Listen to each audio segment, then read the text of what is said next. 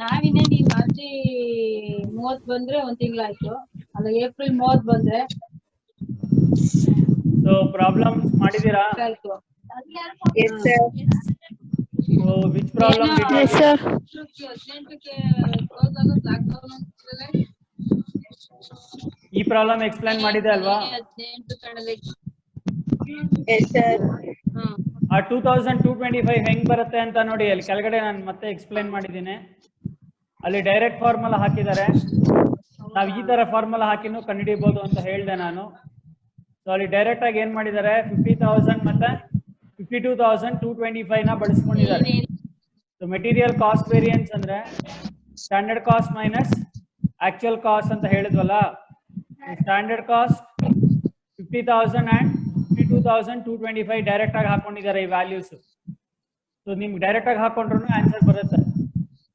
ನಮ್ಮ ಫಾರ್ಮುಲಾ ಪ್ರಕಾರ ಹೋದ್ರೆ standard quantity into standard price minus actual quantity into actual price ಇದೆ.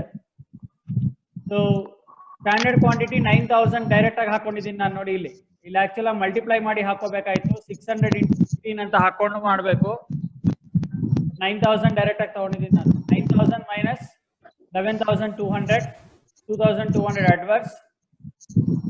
16,000 minus 17,100, 1,100 adverse. 25,000 minus 23,925, 1,075 favorable ಬರುತ್ತೆ ಇದು. ಸೊ ಎರಡು ಅಡ್ವರ್ಸ್ ಇದೆ, ಒಂದು ಫೇವರಬಲ್ ಇದೆ. ಕೆಳಗಡೆ ಕಾಣಿಸ್ತಾ ಇದೆಯಾ? ಸೊ ಅಡ್ವರ್ಸ್ ಇರೋದು ಎರಡು ಆಡ್ ಮಾಡಿ, ಫೇವರಬಲ್ ಇರೋದನ್ನ ಲೆಸ್ ಮಾಡಿ. ಯಾವ್ದು ಜಾಸ್ತಿ ಇದೆಯೋ ಅದನ್ನ ಆಡ್ ಮಾಡಿ, ಉಳಿದನ್ನ ಲೆಸ್ ಮಾಡಿ. ಸೊ ಆಡ್ ಮಾಡಿ ಲೆಸ್ ಮಾಡಿದ್ರೆ ನಮ್ಗೆ 2,225 ಅಡ್ವರ್ಸ್ ಬರುತ್ತೆ. ಸೊ 2,225 ಅಡ್ವರ್ಸ್ ಇಲ್ಲೂ ಬಂದಿದೆಯಲ್ವಾ, ಟಿಕ್ ಮಾರ್ಕ್ ಮಾಡಿ. ಎರಡು ಆನ್ಸರು ಸೇಮೇ ಇರುತ್ತೆ. ನೀವು ಯಾವ ಮೆಥಡ್ ಅಲ್ಲಿ ಮಾಡಿದ್ರು ಅದೇ ಆನ್ಸರೇ ಬರುತ್ತೆ. ನಿಮ್ಗೆ ಯಾವ್ದು ಕನ್ವೀನಿಯಂಟ್ ಇದೆಯೋ ಆ ಆನ್ಸರ್ ಮಾಡ್ಕೊಳ್ಳಿ. ಇದನ್ನ ನಾನು ನೆನ್ನೆ ಮಾಡಿರ್ಲಿಲ್ಲ, ಡೈರೆಕ್ಟ್ ಆಗಿ ಮಾಡಿ ತೋರಿಸಿದ್ದೆ ನಿಮ್ಗೆ. ಬಟ್ ಇವಾಗ ಈ ಮೆಥಡ್ ಅಲ್ಲೂ ನಿಮ್ಗೆ ಅರ್ಥ ಆಗ್ಲಿ ಅಂತ ಹೇಳಿ ನಾನು ಎರಡು ಮಾಡಿದ್ದೀನಿ. ಬೇಕಾದ್ರೆ ಸ್ಕ್ರೀನ್ ಶಾಟ್ ತೆಗೆದಿಟ್ಕೊಳ್ಳಿ, ಮತ್ತೆ ಇದನ್ನ ನೀವು ಆನ್ಸರ್ ಬರ್ದಿಟ್ಕೋಬೇಕು ಆ ಪ್ರಾಬ್ಲಮ್ಗೆ. ಸರ್ ನಾವ್ ಈಗ ಮಾಡಿರೋದು ಇದೇ ಮೆಥಡ್ ಅಲ್ಲಿ. ಏನಮ್ಮ? ಈಗ ಮಾಡಿರೋದು ಇದೇ ಮೆಥಡ್ ಅಲ್ಲಿ ಮಾಡಿದ್ವಿ. ಸರಿ ಸರಿ, ಯಾವ ಮೆಥಡ್ ಅಲ್ಲ ಮಾಡಿ ಆನ್ಸರ್ಸ್ ಕರೆಕ್ಟ್ ಆಗಿ ಬರುತ್ತೆ. ಅದು ಡೈರೆಕ್ಟ್ ಮೆಥಡ್, ಇದು ಫಾರ್ಮುಲಾ ಮೆಥಡ್, ಅದು ಡೈರೆಕ್ಟ್ ಮೆಥಡ್, ಯಾವ್ದು ಬೇಕಾದ್ರೂ ಮಾಡ್ಬೋದು. ಸೊ ಇದೆಲ್ಲ ಆಗಿತ್ತು ನಿನ್ನೆ. ಈ ಪ್ರಾಬ್ಲಮ್ಗೆ ನಾನು mix variance yield variance explain ಮಾಡ್ತೀನಿ ಆಮೇಲೆ. But before going to that one more problem ಕೊಟ್ಟಿದ್ದೆ ಅಲ್ವಾ ನಾನು, ಪ್ರಾಬ್ಲಮ್ 7. ಸೊ ಈ ಪ್ರಾಬ್ಲಮ್ ಆನ್ಸರ್ಸ್ ಬಂದಿದ್ಯಾ? ಸೊ ಯಾರ್ಯಾರು ಇದ್ದಾರೆ ಲೈನ್ ಅಲ್ಲಿ? ಭವಾನಿ ಏನ ಹೇಳಮ್ಮ ಆನ್ಸರ್? ಕಾಸ್ಟ್ ವೇರಿಯನ್ಸ್ ಏನಷ್ಟಮ್ಮ answer? Cost variance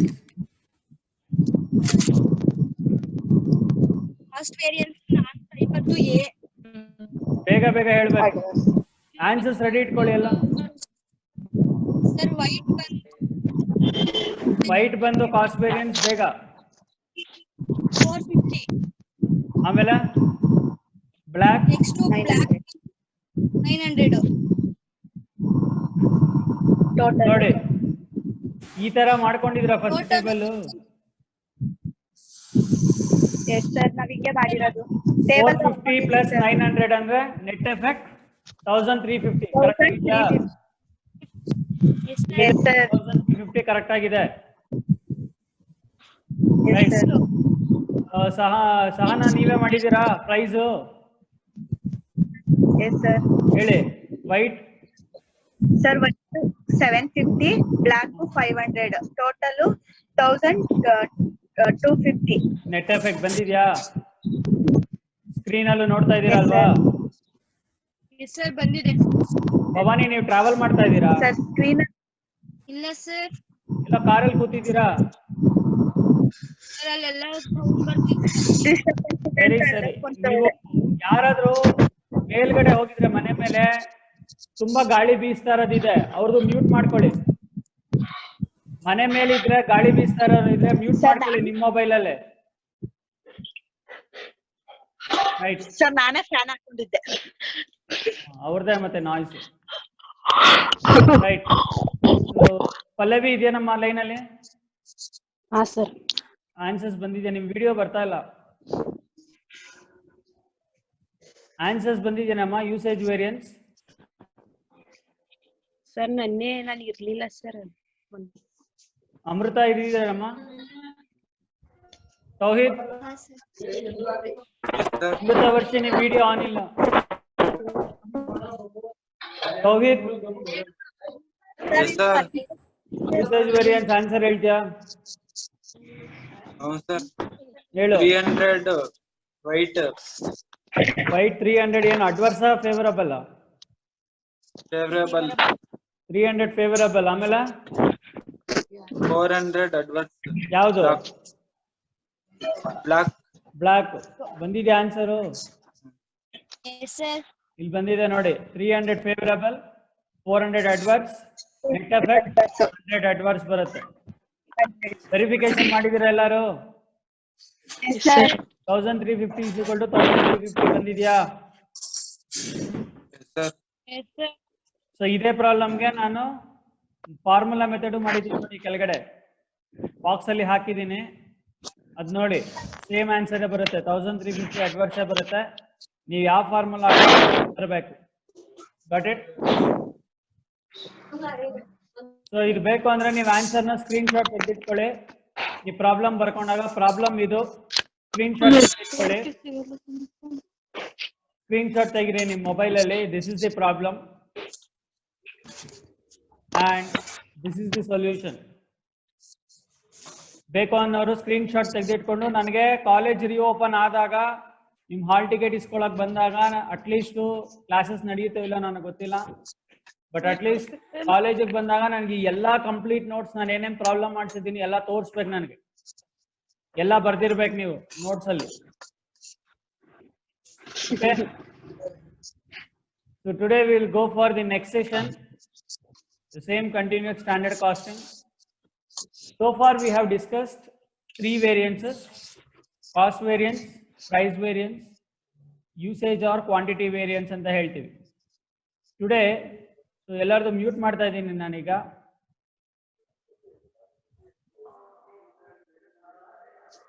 Okay. So just ಕೇಳಿಸ್ಕೊಳ್ಳಿ. At the end of last 5 minutes, I will make you to have some questions. If any questions you have, I will answer. So what is material mix variance? This is the another form of variance with respect to material is concerned. Material mix variance ಯಾವಾಗ ಬರುತ್ತೆ ಅಂದ್ರೆ when there are 2 or more material required to manufacture a finished product.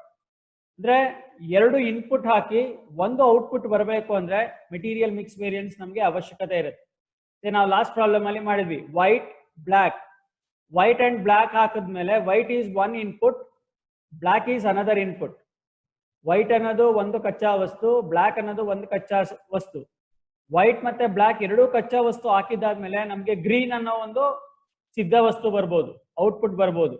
ಅಂದ್ರೆ ಆ ತರ mix of various raw materials ಇದ್ದಾಗ we can also apply what is called as material mix variance na ನಾವು apply ಮಾಡಬಹುದು.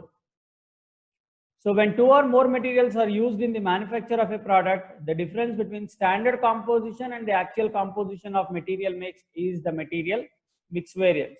ಒಂದು ಸ್ಟ್ಯಾಂಡರ್ಡ್ ಕಾಂಪೋಸಿಷನ್ ಅಂತ ಹೇಳ್ತೀವಿ, ಒಂದು ಆಕ್ಚುಯಲ್ ಕಾಂಪೋಸಿಷನ್ ಅಂತ ಹೇಳ್ತೀವಿ. ನಾನು ಪ್ರಾಬ್ಲಮ್ ತಗೊಂಡಾಗ ತೋರಿಸ್ತೀನಿ what is standard composition and what is actual composition anta heli. From that example you will understand what exactly is the standard composition and what exactly is the actual composition. adu ee problem alle ನಾವು ನೋಡ್ತೀವಿ. ಇದೇ problem ನ ನಾವು ನೋಡಿ ಈ problem ನ ನಾನು explain ಮಾಡ್ತೀನಿ ಆಮೇಲಿಂದ. So later you can see. So ಇಲ್ಲಿ ಮೆಟೀರಿಯಲ್ ಅಂತ ಹೇಳಿ 2 ಟೇಬಲ್ ಅಲ್ಲಿ ಕೊಟ್ಟಿದ್ದಾರೆ, ಒಂದು ಸ್ಟ್ಯಾಂಡರ್ಡ್, ಇನ್ನೊಂದು ಆಕ್ಚುಯಲ್ ಅಂತ ಹೇಳಿ. ಈ ಸ್ಟ್ಯಾಂಡರ್ಡ್ ಟೇಬಲ್ ನ ನಾವು ಸ್ಟ್ಯಾಂಡರ್ಡ್ ಕಾಂಪೋಸಿಷನ್ ಆಫ್ ಮೆಟೀರಿಯಲ್ ಅಂತ ಹೇಳ್ತೀವಿ and this is called as actual composition of material ಅಂತ ಹೇಳ್ತೀವಿ.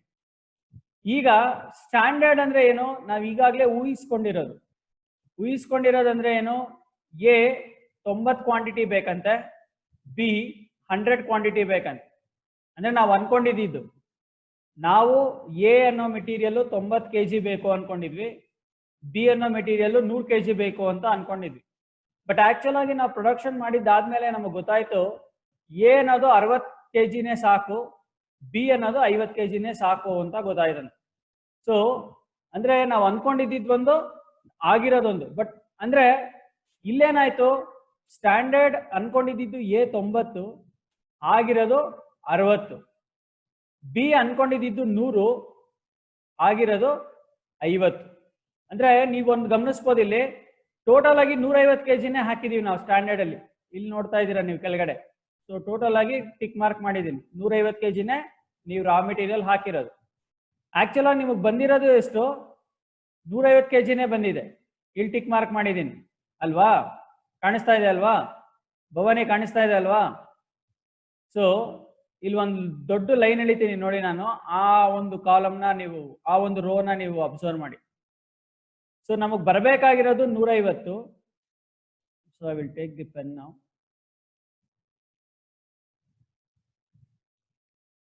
ಸೊ ಪೆನ್ನಲ್ಲಿ ನಾನು ರೌಂಡ್ ಮಾರ್ಕ್ ಮಾಡ್ತೀನಿ ನೋಡಿ, 150 ಕಾಣಿಸ್ತಾ ಇದೆಯಾ ರೌಂಡ್ ಮಾರ್ಕ್ ಮಾಡಿದ್ದು? This is standard. ಆಕ್ಚುಲ್ ಆಗಿ ನಮಗೆ ಬಂದಿರೋದು ಎಷ್ಟು, 150. ಬಟ್ ನಾವು ಅನ್ಕೊಂಡಿದ್ದು ಎಷ್ಟು, ಎ 90 kg ಬೇಕು, ಬಿ 100 kg ಬೇಕು ಅಂತ ಅನ್ಕೊಂಡಿದ್ವಿ. ಬಟ್ ನಾವು ಪ್ರೊಡಕ್ಷನ್ ಉತ್ಪಾದನೆ ಮಾಡಿದಾಗ ಗೊತ್ತಾಯ್ತು ಎ 60 kgನೇ ಸಾಕು, ಬಿ 50 kgನೇ ಸಾಕು ಅಂತ. ಸೊ ಟೋಟಲ್ ಆಗಿ ಎಷ್ಟು ಬಂತು ನಮಗೆ, ಇಲ್ಲೂ 150 ಬಂತು. ಅಂದ್ರೆ ಇಲ್ಲಿ ಮಿಕ್ಸ್ ವೇರಿಯನ್ಸ್ ಅಂದ್ರೆ ಏನ್ ಬರುತ್ತೆ ಅಂತ ಹೇಳಿದ್ರೆ, ನಾವು ಅನ್ಕೊಂಡಿದ್ದು ಸ್ಟ್ಯಾಂಡರ್ಡ್ಗೂ ಬಂದಿರೋ ಆಕ್ಚುಯಲ್ಗೂ ವೇರಿಯೇಷನ್ ಇದೆ ಇಲ್ಲಿ, ಹೌದಾ? ಸೊ ಅದಕ್ಕೆ ನಾವೇನ್ ಮಾಡ್ಕೋಬೇಕು, we have to calculate something called as revise standard quantity for these actual quantities. Revise standard quantity ಅಂದ್ರೆ ಏನು, ಇಷ್ಟು ಆಕ್ಚುಯಲ್ ಕ್ವಾಂಟಿಟಿಗೆ ಆಕ್ಚುಲ್ ಆಗಿ ಸ್ಟ್ಯಾಂಡರ್ಡ್ ಎಷ್ಟಿರ್ಬೇಕಾಗಿತ್ತು ಅಂತ ಕಂಡಿಡ್ಕೋಬೇಕು ನಾವು. So that is what we do in mix variance. ಅದನ್ನೇ ನೀವು ಇಲ್ಲಿ ಹೇಳಿರೋದು. 2 or more ಮೆಟೀರಿಯಲ್ಸ್ ಅಂದ್ರೆ ಅಲ್ಲಿ ನಾವು ಎಕ್ಸಾಂಪಲ್ ಅಲ್ಲಿ ನೋಡಿದ್ವಿ, material A and material B. Standard composition ಬೇರೆ ಇದೆ, ಆಕ್ಚುಯಲ್ ಕಾಂಪೋಸಿಷನ್ ಬೇರೆ ಇದೆ. ಅವೆರಡರ ಡಿಫ್ರೆನ್ಸ್ ಏನಾದ್ರೂ ವೇರಿಯನ್ಸ್ ಇದೆಯಾ, difference in actual and difference in standard composition variation ಇದೆಯಾ ಅನ್ನೋದನ್ನ ತಿಳ್ಕೊಳ್ಳೋದಕ್ಕೆ ಮಾಡುವಂತ ವೇರಿಯನ್ಸ್ ಮೆಟೀರಿಯಲ್ ಮಿಕ್ಸ್ ವೇರಿಯನ್ಸ್ ಅಂತ ಹೇಳ್ತೀವಿ. ಸೊ ದಿಸ್ ವೇರಿಯನ್ಸಸ್ ಅರೈಸ್ ಅಂತ ಹೇಳಿ ನಿಮ್ಗೆ ಇಲ್ಲಿ ನೋಡ್ತಾ ಇದ್ದೀರಾ. This variances arise due to change in the ratio of material and the standard ratio. ಅಲ್ಲಿ ನಾವು ನೋಡಿದ್ವಿ ಸ್ಟ್ಯಾಂಡರ್ಡ್ ರೇಷಿಯೋ ಒಂದೈತೆ, 90 kg 60 kg ಇದೆ standard ratio. But actual ratio ಎಷ್ಟಾಗಿತ್ತು, something like 60 kg and 90 kg 50 kg ಏನೋ ಬಂತು ನಮ್ಗಲ್ಲಿ. ಅಂದ್ರೆ ಈ ತರ ಸ್ಟ್ಯಾಂಡರ್ಡ್ ಕಾಂಪೋಸಿಷನ್ ಮತ್ತೆ ಆಕ್ಚುಯಲ್ ಕಾಂಪೋಸಿಷನ್ ಅಲ್ಲಿ ಡಿಫ್ರೆನ್ಸ್ ಇದ್ದಾಗ ನಾವು ಮಾಡುವಂತ ವೇರಿಯನ್ಸ್ ಮೆಟೀರಿಯಲ್ ಮಿಕ್ಸ್ ವೇರಿಯನ್ಸ್ ಅಂತ ಹೇಳ್ತೀವಿ. ಇದನ್ನ ಕಂಡುಹಿಡ್ಕೊಳ್ಳೋದಕ್ಕೆ ನಮಗೆ formula material mix variance is equal to, ಇಲ್ಲಿ ಬಾಕ್ಸ್ ಅಲ್ಲಿ ಹಾಕ್ತಾ ಇದ್ದೀನಿ ನಾನು formula. So material mix variance is equal to standard rate or price into revise standard quantity minus actual quantity ಅಂತ ಹೇಳ್ತೇನೆ. ನಾನು ಇಲ್ಲಿ ಒಂದು ಅಂಡರ್ಲೈನ್ ಮಾಡ್ತಾ ಇದ್ದೀನಿ. ವಾಟ್ ಈಸ್ ದಟ್ ಅಂಡರ್ಲೈನ್ ನಾನು ಮಾಡ್ತಾ ಇರೋದು ಅಂದ್ರೆ ರಿವೈಸ್ ಸ್ಟ್ಯಾಂಡರ್ಡ್ ಕ್ವಾಂಟಿಟಿ ಅಂತ ಹೇಳ್ತಾರೆ. Revise standard quantity means what ಅಂದ್ರೆ, what is the standard quantity for the actual quantity. ಇವಾಗ ನಾವು ಮೊದಲೇ ಅನ್ಕೊಂಡಿದ್ದು ಒಂದು ಅಂತ ಹೇಳಿದ್ರೆ, ಈಗಾಗಿರೋ ಆಕ್ಚುಯಲ್ ಕ್ವಾಂಟಿಟಿಗೆ ಎಕ್ಸಾಕ್ಟ್ ಆಗಿ ಸ್ಟ್ಯಾಂಡರ್ಡ್ ಕ್ವಾಂಟಿಟಿ ಏನಾಗಬೇಕಾಗಿತ್ತು ಅನ್ನೋದನ್ನ ತಿಳ್ಕೊಳ್ಳೋದನ್ನೇ ನಾವು ರಿವೈಸ್ಡ್ ಸ್ಟ್ಯಾಂಡರ್ಡ್ ಕ್ವಾಂಟಿಟಿ ಅಂತ ಹೇಳ್ತೀವಿ. ಎಕ್ಸಾಂಪಲ್ ಅಲ್ಲಿ ಬಂದಾಗ ನಿಮ್ಗೆ ಅರ್ಥ ಆಗುತ್ತೆ. ಸೊ ಇಲ್ಲಿ ನಮಗೆ ಫಾರ್ಮುಲಾ ನೀವು ತಿಳ್ಕೋಬೇಕು. MMV material mix variance is calculated as standard rate or standard price into revise standard quantity minus actual quantity. Standard rate standard price ಅಂದ್ರೆ ಅದೇ SP ಅಂತ ನಾವು ಮಾಡ್ತಾ ಇದ್ವಿ ಅಲ್ವಾ, ಸ್ಟ್ಯಾಂಡರ್ಡ್ ಪ್ರೈಸ್ ಅಂತ ಪ್ರಾಬ್ಲಮ್ ಅಲ್ಲೇ ಕೊಟ್ಟಿರ್ತಾರೆ. ನಾವಿಲ್ಲಿ ಕಂಡುಹಿಡ್ಕೋಬೇಕಾಗಿರೋದು ರಿವೈಸ್ ಸ್ಟ್ಯಾಂಡರ್ಡ್ ಕ್ವಾಂಟಿಟಿ ಮಾತ್ರ. AQ ಅಂದ್ರೆ ಆಕ್ಚುಯಲ್ ಕ್ವಾಂಟಿಟಿ, ಆಕ್ಚುಯಲ್ ಕ್ವಾಂಟಿಟಿನು ಪ್ರಾಬ್ಲಮ್ ಅಲ್ಲೇ ಕೊಟ್ಟಿರ್ತಾರೆ. ಸೊ ಇವೆರಡೂ ಕೊಟ್ಟಿರ್ತಾರೆ. ನಾವು ಕಂಡುಹಿಡ್ಕೋಬೇಕಾಗಿರೋದು ಯಾವುದು, ರಿವೈಸ್ ಸ್ಟ್ಯಾಂಡರ್ಡ್ ಕ್ವಾಂಟಿಟಿನ ಮಾತ್ರ ನಾವೇನ್ ಮಾಡಬೇಕು, ಕಂಡುಹಿಡ್ಕೋಬೇಕು. ಸೊ ರಿವೈಸ್ ಸ್ಟ್ಯಾಂಡರ್ಡ್ ಕ್ವಾಂಟಿಟಿ ಹೆಂಗ್ ಕಂಡುಹಿಡಿತೀವಿ, total weight of actual mix ಅಥವಾ ಅದನ್ನ ಟೋಟಲ್ ಆಕ್ಚುಯಲ್ ಕ್ವಾಂಟಿಟಿ ಅಂತ ಕರಿತೀವಿ, ನಾನು ಬ್ರಾಕೆಟ್ ಅಲ್ಲಿ ಹಾಕಿದ್ದೀನಿ. ಅಥವಾ total weight of standard mix, ಅದನ್ನ ನಾನು ಬ್ರಾಕೆಟ್ ಅಲ್ಲಿ ಹಾಕಿದ್ದೀನಿ ಸ್ಟ್ಯಾಂಡರ್ಡ್ ಕ್ವಾಂಟಿಟಿ ಅಂತ. ಅಂದ್ರೆ ಸಿಂಪಲ್ ಆಗಿ ಹೇಳೋದಾದ್ರೆ total of actual quantity divided by total of standard quantity into standard quantity of each material. ಈ ಫಾರ್ಮುಲಾಸ್ನೆಲ್ಲ ನೀವು ಅಭ್ಯಾಸ ಮಾಡಲೇಬೇಕು, ಬಿಕಾಸ್ ಎಕ್ಸಾಮಿನೇಷನ್ಗೆ ನಿಮಗೆ ಫಾರ್ಮುಲಾಸೇ ಇಂಪಾರ್ಟೆಂಟ್ ಆಗುತ್ತೆ. Because without formulas you cannot arrive variance ನೀವು ಕಂಡುಹಿಡಿಯಕ್ಕಾಗಲ್ಲ. ಸೊ ಇಲ್ಲಿ ಎರಡು ಫಾರ್ಮುಲಾ ನೀವು ಜ್ಞಾಪಕ ಇಟ್ಕೋಬೇಕು. ವಾಟ್ ಈಸ್ MMV ಅಂತ ಹೇಳಿದ್ರೆ it is the variation of standard composition and the actual composition ಅಂತ ನಿಮ್ಗೆ ತಿಳ್ಕೊಂಡಿದ್ದೀರಾ. MMV formula standard price into revise standard quantity minus actual quantity. And what is revise standard quantity ಅಂದ್ರೆ total actual quantity divided by total standard quantity into standard quantity of each material. ಇದು formula ನೀವು ತಿಳ್ಕೋಬೇಕು. So there is ಅದು ಒಂದು variance ಆಯ್ತು. ಈ mix variance ಮತ್ತೆ yield variance ಮಧ್ಯೆ ಸಾಮರಸ್ಯ ಇದೆ. Because if you calculate mix variance in most of the cases you can also calculate what is called as yield variance. Yield variance ಅಂದ್ರೆ ಏನು ಅಂದ್ರೆ what is the difference of variance in the yield. In the yield ಅಂದ್ರೆ say ನಾನು 10 unit ಬರಬೇಕು ಅಂತ ಅನ್ಕೊಂಡಿದ್ದೆ ಅಂತ ಅನ್ಕೊಳ್ಳಿ. ಬಟ್ ಆಕ್ಚುಯಲ್ ಆಗಿ ಬಂದಿದ್ದೆ 9 ಯೂನಿಟ್ ಅಂತ ಅನ್ಕೊಂಡ್ರೆ 10 ಯೂನಿಟ್ ನ ಸ್ಟ್ಯಾಂಡರ್ಡ್ ಈಲ್ಡ್ ಅಂತ ಹೇಳ್ತೀವಿ, 9 ಯೂನಿಟ್ ನ ಆಕ್ಚುಯಲ್ ಈಲ್ಡ್ ಅಂತ ಹೇಳಿ ಕರಿತೀವಿ.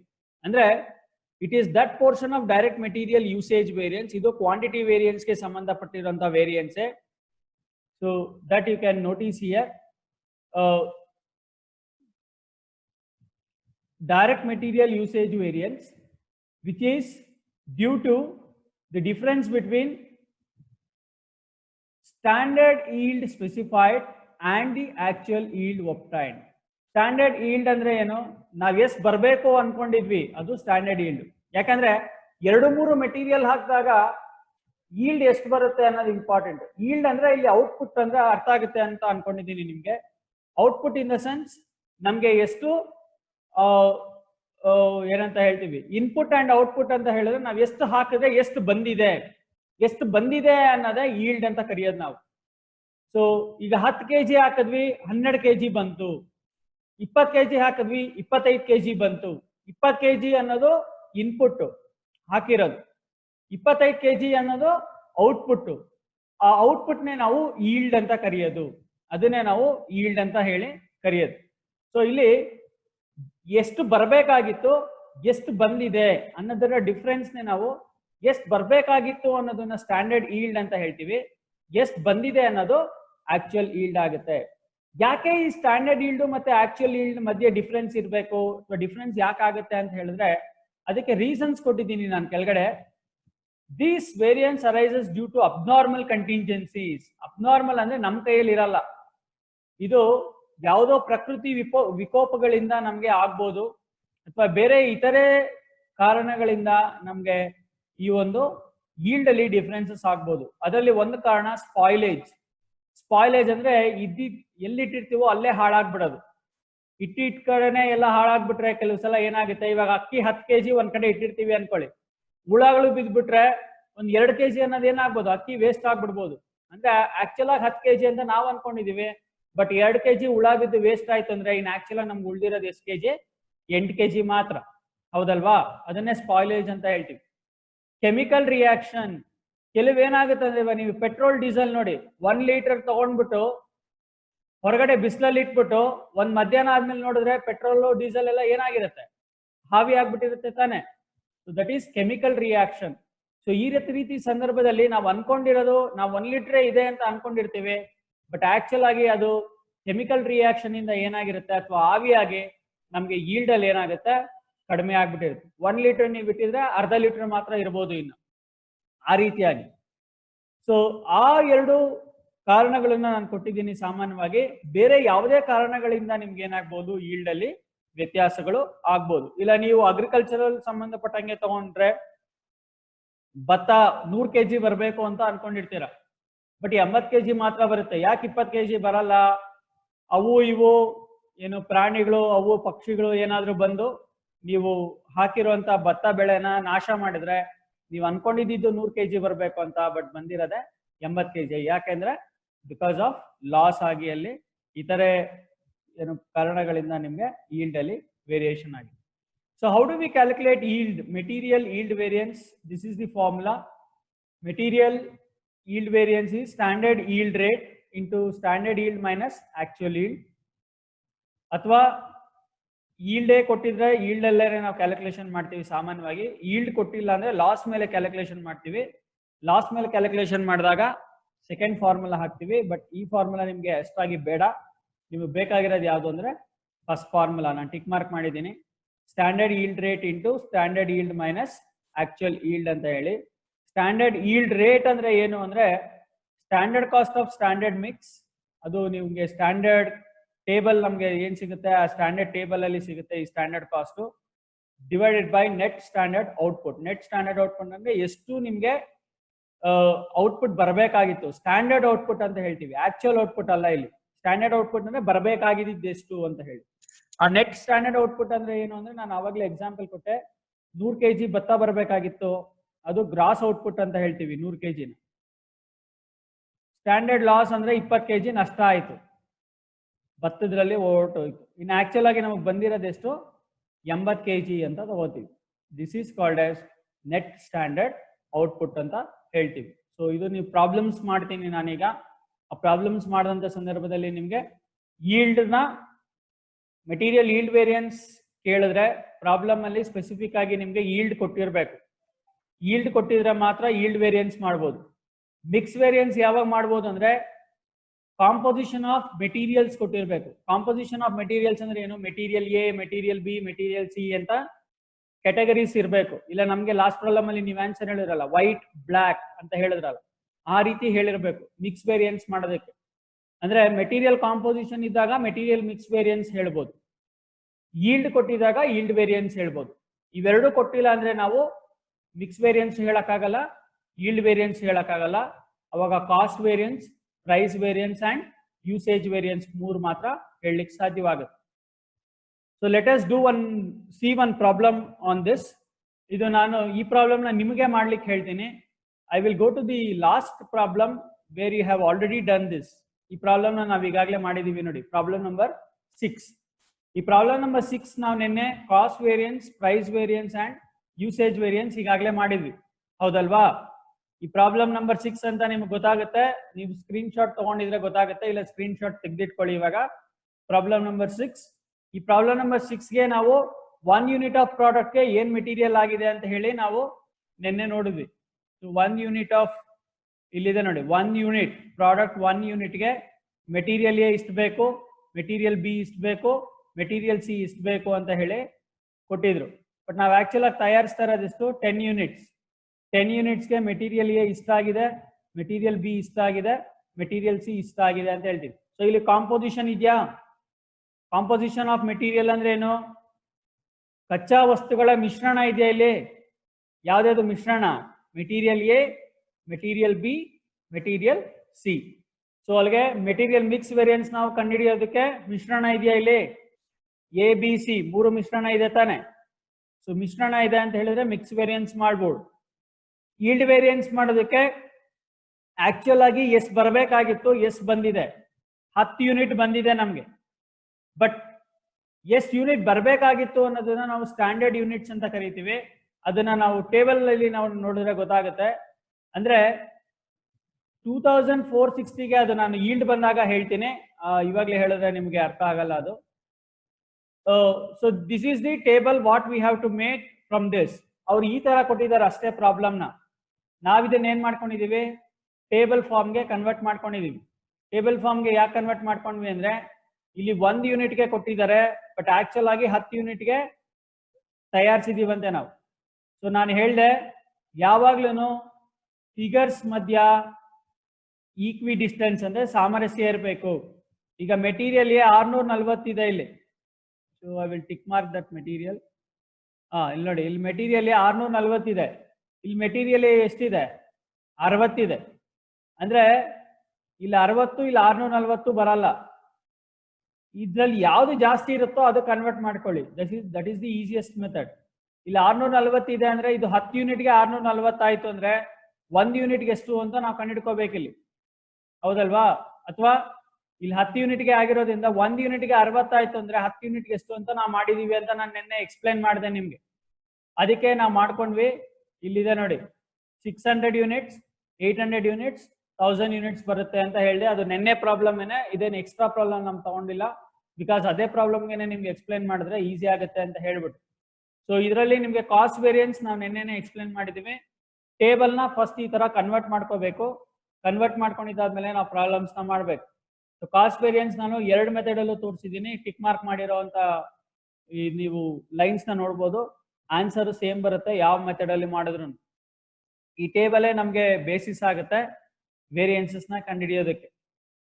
So price variance, usage variance ನಿನ್ನೆ ಹೇಳಿದೀವಿ, ವೆರಿಫಿಕೇಶನ್ ಮಾಡೋದು ಹೇಳಿದ್ದೀನಿ. ಪ್ರೈಸ್ ವೇರಿಯನ್ಸ್, ನೆಟ್ ಎಫೆಕ್ಟ್ ಇದು important. Usage variance, net effect ಇದು ಇಂಪಾರ್ಟೆಂಟ್. ಸೊ ಇಲ್ಲಿ ನೆಟ್ ಎಫೆಕ್ಟ್ ನಾವು ವೆರಿಫಿಕೇಶನ್ ಅಲ್ಲಿ ಚೆಕ್ ಮಾಡೋದು. Cost variance net effect is equal to price variance net effect plus usage variance net effect ಬರ್ಬೇಕು ನಿಮ್ಗೆ. So ಇದು ಬಂದಿದೆ ಅಂದ್ರೆ ನಿಮ್ಮ ಆನ್ಸರ್ಸ್ ಕರೆಕ್ಟ್ ಇದೆ ಅಂತ ಅರ್ಥ. ಈ 3 ವೇರಿಯನ್ಸ್ ನಾವು ನೆನ್ನೆನೆ ಮಾಡಿದ್ವಿ. ಇವತ್ತು ನಾವು ಮಾಡಬೇಕಾಗಿರೋದು ಮಿಕ್ಸ್ ವೇರಿಯನ್ಸ್ ಮತ್ತೆ ಯೀಲ್ಡ್ ವೇರಿಯನ್ಸ್. ಮಿಕ್ಸ್ ವೇರಿಯನ್ಸ್ಗೆ ನಾನು ಈಗಾಗಲೇ ಫಾರ್ಮುಲಾ ಹೇಳಿದೆ. Formula is revise standard quantity minus actual quantity into standard price, ಅಥವಾ standard price into revise standard quantity minus actual quantity ಅಂತ ಹೇಳ್ತೀವಿ. ಇಲ್ಲಿ ರಿವೈಸ್ ಸ್ಟ್ಯಾಂಡರ್ಡ್ ಕ್ವಾಂಟಿಟಿನ ನಾವು ಕಂಡುಹಿಡ್ಕೋಬೇಕು, ಪ್ರಾಬ್ಲಮ್ ಅಲ್ಲಿ ಕೊಟ್ಟಿರಲ್ಲ. So how do we calculate revise standard quantity ಅಂದ್ರೆ ಅದಕ್ಕೆ ನಾನು ಫಾರ್ಮುಲಾ ಹೇಳಿದೆ. ಸೊ ದ ಫಾರ್ಮುಲಾ ಈಸ್, ನಾವು ನೋಡೋದಾದ್ರೆ formula, this is the formula ನಾನು ಹೇಳಿದೆ, ಇಲ್ಲಿದೆ ನೋಡಿ, ನೀವು ನೋಟ್ ಡೌನ್ ಮಾಡ್ಕೋಬಹುದು.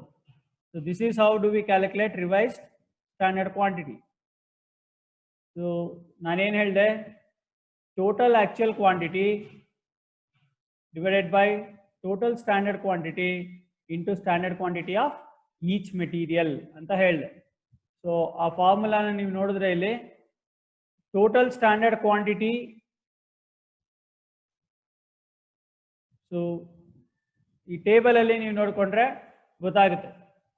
ಟೋಟಲ್ ಸ್ಟ್ಯಾಂಡರ್ಡ್ ಕ್ವಾಂಟಿಟಿ ಅಂದ್ರೆ 2400, ನಾನು ರೌಂಡ್ ಮಾರ್ಕ್ ಮಾಡಿದ್ದೀನಿ ಇಲ್ಲಿ.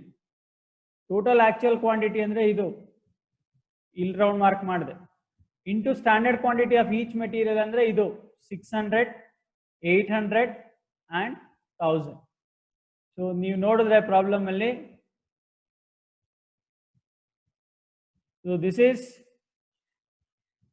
total actual quantity is 2460, ಅಂದ್ರೆ total actual quantity divided by total standard quantity into standard quantity of each material. ಒಂದೊಂದು ಮೆಟೀರಿಯಲ್ಗೆ ನೀವು ರಿವೈಸ್ ಸ್ಟ್ಯಾಂಡರ್ಡ್ ಕ್ವಾಂಟಿಟಿನ ಕಂಡುಹಿಡ್ಕೋಬೇಕು. ಈ 2460 ಮತ್ತೆ 2400 ಎಲ್ಲದರಲ್ಲೂ ಸೇಮ್ ಇರುತ್ತೆ, ಯಾಕಂದ್ರೆ ಆಕ್ಚುಯಲ್ ಕ್ವಾಂಟಿಟಿ ಮತ್ತೆ ಸ್ಟ್ಯಾಂಡರ್ಡ್ ಕ್ವಾಂಟಿಟಿ ಎಲ್ಲದಕ್ಕೂ ಸೇಮೇ. ನೀವು ಗಮನಿಸ್ತಾ ಇರ್ಬೋದು, ನಾನು ಎಲ್ಲೋ ಮಾಡ್ತಾ ಇದ್ದೀನಿ. 2460 and 2400 ಎಲ್ಲದರಲ್ಲೂ ಸೇಮ್ ಇದೆ. ಬಟ್ ಚೇಂಜ್ ಆಗೋದು ಮಾತ್ರ ಯಾವುದು, ಈ ಕಡೆ ರೈಟ್ ಸೈಡ್ 600, 800, 1000 ಅದು ಚೇಂಜ್ ಆಗ್ತಾ ಇದೆ. ಅಂದ್ರೆ ಇದ್ರ ಅರ್ಥ ಏನು ಅಂದ್ರೆ 2400 ಟೋಟಲ್ ಸ್ಟ್ಯಾಂಡರ್ಡ್ ಕ್ವಾಂಟಿಟಿಗೆ 600 ಸ್ಟ್ಯಾಂಡರ್ಡ್ ಕ್ವಾಂಟಿಟಿ ಆದ್ರೆ 2460ಗೆ ಸ್ಟ್ಯಾಂಡರ್ಡ್ ಕ್ವಾಂಟಿಟಿ ಎಷ್ಟು, ನೀವಿಲ್ಲಿ ಟೇಬಲ್ ನೋಡಿದ್ರೆ ಅರ್ಥ ಆಗುತ್ತೆ. ಸೊ ಟೇಬಲ್ ಅಲ್ಲಿ ನಾನು ತೋರಿಸೋದಾದ್ರೆ, so if I can take this,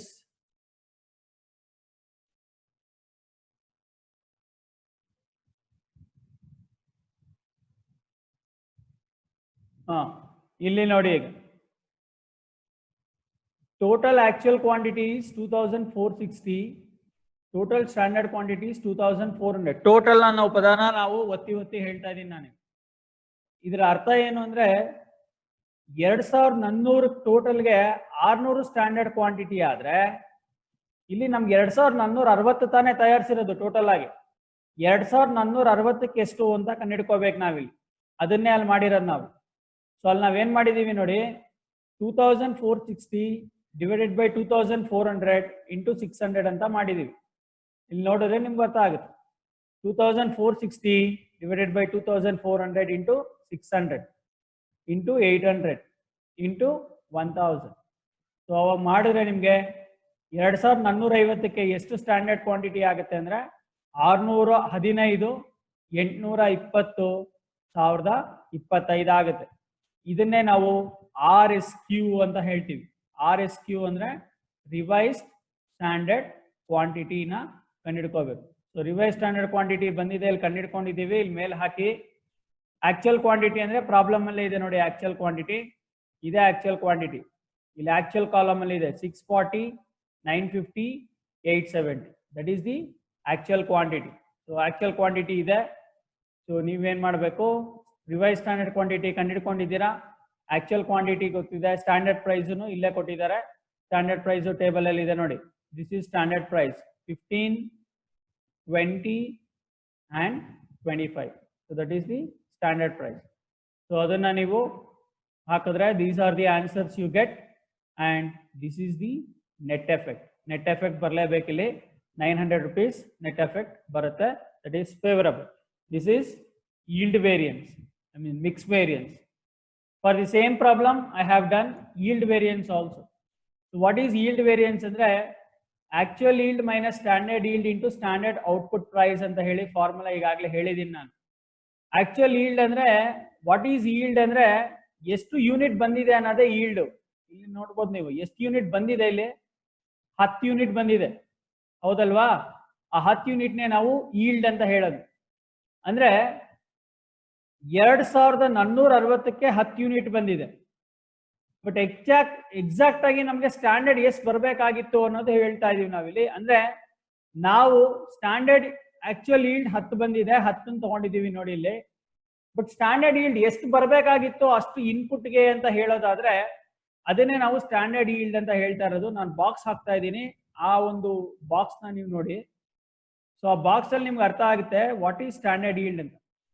ಅಂದ್ರೆ 2400 ಇನ್ಪುಟ್ಗೆ 10 ಔಟ್ಪುಟ್ ಬರುತ್ತೆ ಅಂತ ನಾವು ಅನ್ಕೊಂಡಿದ್ವಿ. ಬಟ್ 2460 ಇನ್ಪುಟ್ಗೆ ಎಷ್ಟು ಔಟ್ಪುಟ್ ಬರಬೇಕಾಗಿತ್ತು. ಸೊ ನೀವು ಟೇಬಲ್ ನೋಡಿದ್ರೆ ಅರ್ಥ ಆಗುತ್ತೆ ನೋಡಿ. ಇಲ್ಲಿ ನೋಡಿ, ನಾನು ಕಲರಿಂಗ್ ಚೇಂಜ್ ಮಾಡ್ತೀನಿ so that you can easily notice. So 2400ಗೆ 10 ಯೂನಿಟ್ ಬರುತ್ತೆ ಅಂತ ಅನ್ಕೊಂಡಿದ್ವಿ. ಬಟ್ 2460ಗೆ 10 ಯೂನಿಟೇ ಬಂದಿರೋದು. ಬಟ್ ಎಕ್ಸಾಕ್ಟ್ ಆಗಿ ಎಷ್ಟು ಬರಬೇಕಾಗಿತ್ತು ಅನ್ನೋದನ್ನ ನಾವು ಕಂಡುಹಿಡಿದಿರೋದು. ಅದನ್ನೇ yield ಅಂತ ಹೇಳ್ತಾ ಇರೋದು ನಾನು.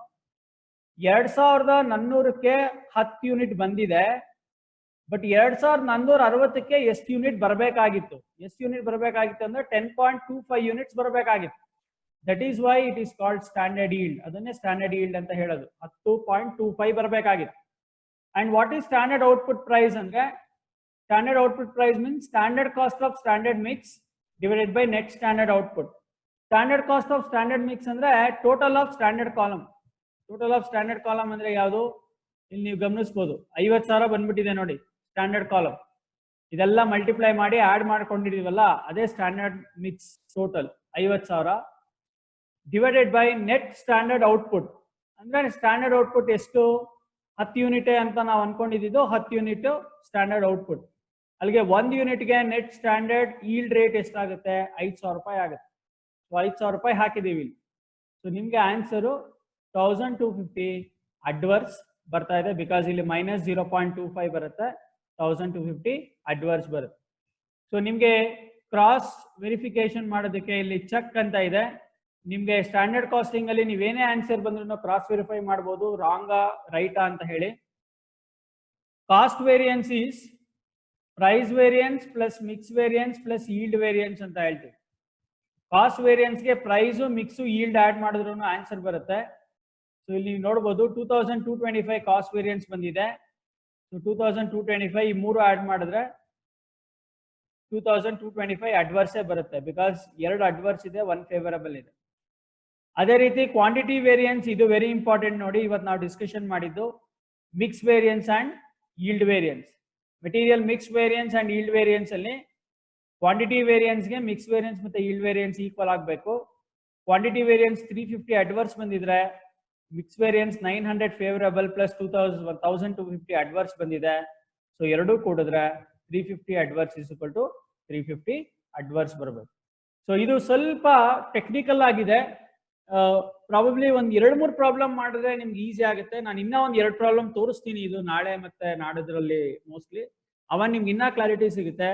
ಬಟ್ ಇವತ್ತು ನೀವೇನ್ ಮಾಡ್ಬೇಕು ಅಂದ್ರೆ ಇವಾಗ ಮಾಡಿಸಿರೋ ಪ್ರಾಬ್ಲಮ್ನ ಸ್ಕ್ರೀನ್ ಶಾಟ್ ತೆಗೆದಿಟ್ಕೊಂಡು ಯಾವ್ಯಾವ ವ್ಯಾಲ್ಯೂಸ್ ಹೆಂಗೆ ಬಂದಿದೆ ಅನ್ನೋದನ್ನ ನೀವು ತಿಳ್ಕೋಬೇಕು. ನಾನು ವಿಡಿಯೋ ರೆಕಾರ್ಡಿಂಗು ಸಹ ಮಾಡಿದ್ದೀನಿ. ಆ ವಿಡಿಯೋ ರೆಕಾರ್ಡಿಂಗ್ ನಿಮ್ಗೆ ಅವಶ್ಯಕತೆ ಇದೆ ಅಂತ ಹೇಳಿದ್ರೆ ನಾನು ನಿಮ್ಗೆ ಕಳಿಸ್ಕೊಡ್ತೀನಿ.